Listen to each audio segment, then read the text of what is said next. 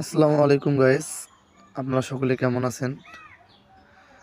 আশা করি সকলে ভালো আছেন। আমি লাস্ট কয়েকদিন ধরে ভীষণভাবে অসুস্থ। কয়েকদিন বললেই ভুল হবে, 4-5 দিন ধরে অসুস্থ। তাছাড়া আমার বাড়ির পাশের আমার এক ফুপাজি মারা গেছে। আমার এক চাচা অসুস্থ, রংপুর মেডিকেলে অ্যাডমিট করা আছে, স্ট্রোক রোগী।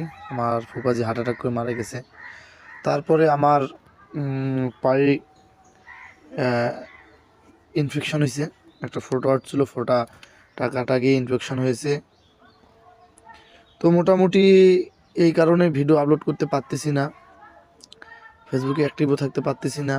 মোটামুটি অবস্থা ভালো না, আপনাদেরকে আমি দেখার চেষ্টা করি। লঙ্গি পড়ছি যেহেতু, তারপর দেখার চেষ্টা করি। এই যে এই জায়গাটা হচ্ছে ফোড়া উঠছে। তো মোটামুটি একটা বাজে অবস্থা। তো আপনারা সকলে আমার জন্য দোয়া করবেন, আমি যত তাড়াতাড়ি সুস্থ হতে পারি, এবং আমার পায়ের যেন তাড়াতাড়ি ভালো হয়, ব্যথা কমে এবং ঘা শুকায়। আর ইনফেকশন হয়েছে, আল্লাহর রহমতে যদি কোনো ক্ষয়ক্ষতি না হয়, তাই সকলে দোয়া করবেন এবং পাশে থাকবেন।